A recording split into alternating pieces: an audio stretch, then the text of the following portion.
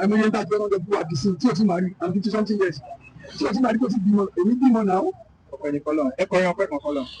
ọpẹ́ yẹ ó bàbá ọpẹ́ yẹ ó ọmọ Olódùmarè àṣẹ kárí ayé oṣù ọba ó ṣe ti kò má gbàgbé ní ọmọ rẹ̀ rárá ọpẹ́ yẹ ó bàbá. ìdí ọpẹ́ yín kò ní dìbàjẹ́. àmín.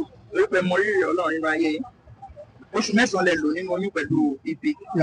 Ọlọ́run tó yà yín ya ibi lọ́jọ́ tí wọ́n bí yín kò ní jẹ́ kẹ́ rí ibi mọ́. àmín. láti ní ìlú àdúrà yín àgbà. àmín. Ọlọ́run ní kí n fún yín lẹ́bùn. ẹ ṣé. ẹ ṣe gan ọwọ́ yẹn máa lò kí iléeṣẹ́ yóò ní tó náà Ọlọ́run ẹ̀mí tẹ́lẹ̀ máa tún máa fi sin Ọlọ́run tẹ́lẹ̀ máa fi sin Ọlọ́run á máa wọnú ẹ̀ní ṣíṣe ẹ̀ní ṣílẹ̀ tẹ́lẹ̀ ẹ̀ní ṣọ̀rọ̀ sọ ẹni tẹ́ pé tẹ́lẹ̀ bá sọ̀rọ̀ tó bá ti ń jẹ́ ẹ̀ní pé Jésù Kristi Olúwa. ẹ ṣe. hallelujah. ẹ jọ sọ lè fún testimony nǹkan ọkọ tọ́lọ̀ ti ṣe náà yé.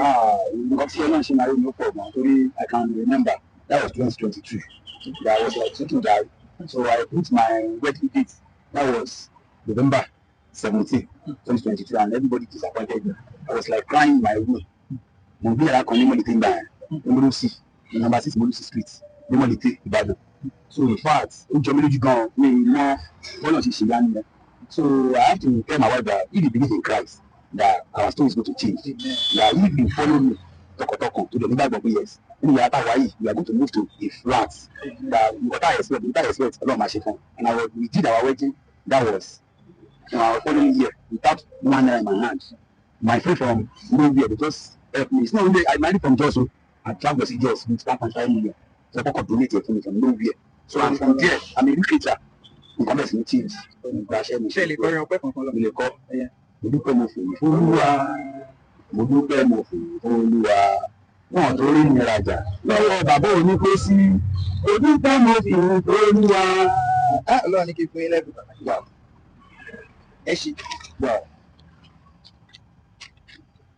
I really appreciate it. May God bless your handwork. So iṣẹ́ ìránṣẹ́ yín a máa tẹ̀síwájú. Iṣẹ́ ìgbàlódé gbé lọ́wọ́ kò ní díṣẹ́ mọ́ ní lọ́wọ́ kò ní dùn mọ́ ní lọ́wọ́. So ìjọba máa pè mí sí o. I'm from Baptist Ìdílé Baptist Church. So I'm from FDCI. Lágbára Ọlọ́run tó ń bẹ nígbàgbọ́ náà Ọlọ́run. Jésù Kristi nìkan ni ọba tó ń ṣoore fún ẹ̀dá tí ò kì í sí rè mú. Láti ní ìlọ gbogbo ẹ̀dá tó bá máa ṣoore fún yín wọ́n máa sọ fún yín kó tó ṣe pọ̀ Ọlọ́run ló rán mi sí yín. Láti ní ìlọ ẹ̀ní rí ìṣòro mọ́. Ìgbàgbọ́ tẹ nínú Ọlọ́run kò ní dìbàjẹ́. Jésù Kristi Olúwa. Ṣé lè sọ testimony kan nípa Ọlọ́run tọ́lọ́ ti ṣe fún yín? Olóògbé ọlọ́dún ní àwọn testimony tó ti ṣe fún mi ọmọ gbòòrò mi àwọn ọmọ testimony tí mo lè kà ó dá Ọlọ́run bá ṣe fún mi. Ẹ sọ yẹ kọ́kọ́ wa sàn. Láti fi orúkọ Ọlọ́run ga. Nígbà tí mo lọ sí Èkó tí mo bọ̀ mọ́ l'accident mo sọ pé ọ̀pá lẹ́yìn ẹ̀yàn tó mẹ́ta ló kọ́ mi mọ́tò yẹn bẹ́ẹ̀ ni kọ́ mi yé nàìjíríà gbọ́.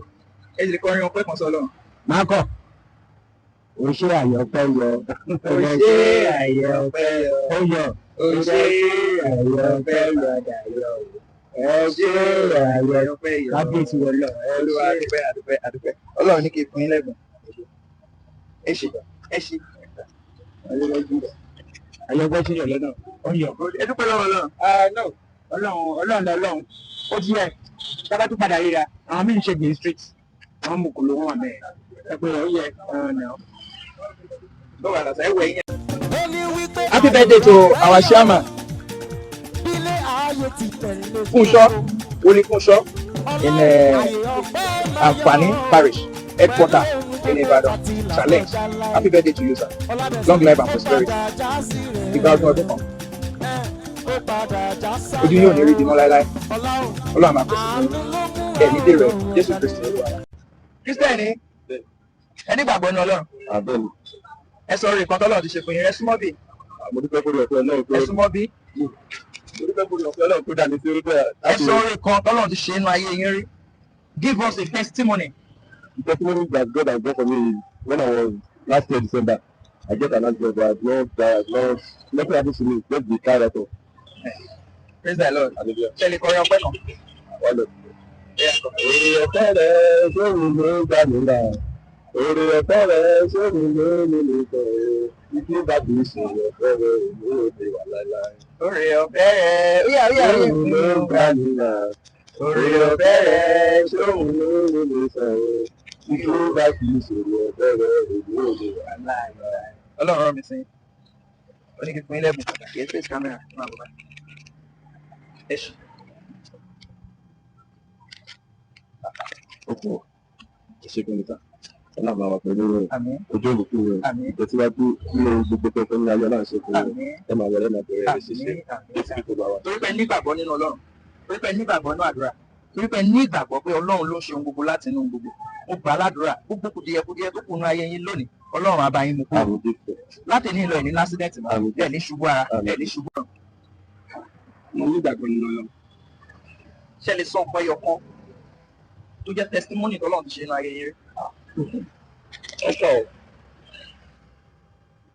Ọ̀pọ̀. Ẹ sọ ẹyọ kan fún wa. Ẹ sọ ẹyọ kan fọ́lọ́run.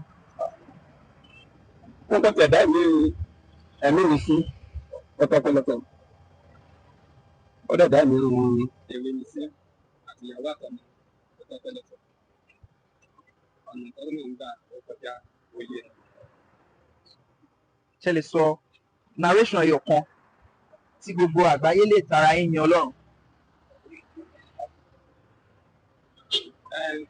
Mo lè sọ ní pé nígbà tó dé èdè kan láti Ẹ̀jẹ̀ sí máa Ọlọ́run. fi fọ́ọ̀tọ̀ mi.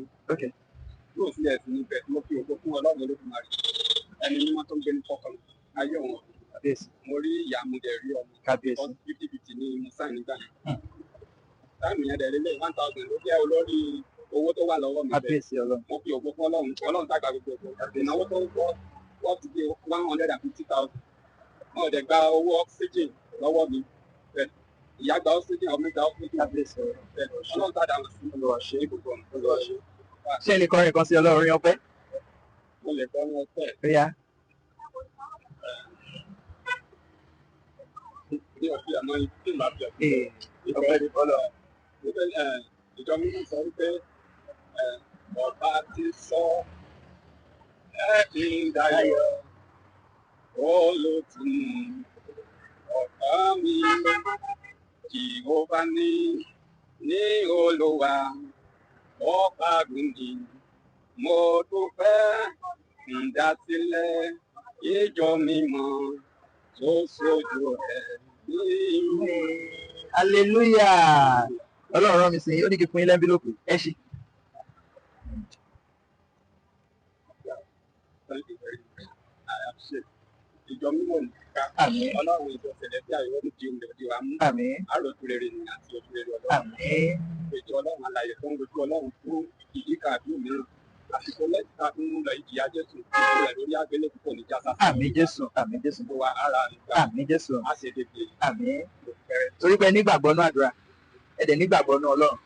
Mo gbà ládùúrà lẹ́nu. Gbogbo ibi tí bàtà ti ń ta yín. This is a simple testimony that you have done in your life before. Okay. I am so happy that God has taken me from one place to another because I've been in Port Harcourt and this place I am, I don't have anybody and God has just been protecting me. God has just been doing wonders for me since I came to Ibadan. I don't have anyone, and God has really blessed me a lot. Glory be to God. Can you sing for God? A praise. Come closer, man, so that you can be captured. You know what is checking you now? They are looking at you. Okay. Glory be to God in the highest. Amen. For his mercies endure forever. Amen. For your mercies endure forever. Amen. Amen. God now sent me to you. Said I should give you this envelope. Open it.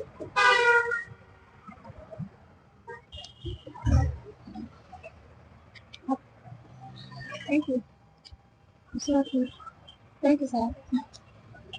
Thank you very much. I really appreciate it. God bless you, madam. Thank you. Because you believe in God, I decree and I declare to your life, God will never leave you forever. Amen. The purpose of God in your life will remain in your life forever. Amen. You will never lack a good thing in your life. Amen. I pray for you because you believe in prayer. Anytime you ask God for anything, God will do it for you. The grace of God will not leave you. In Amen. Jesus' name we pray. Amen. Thank you.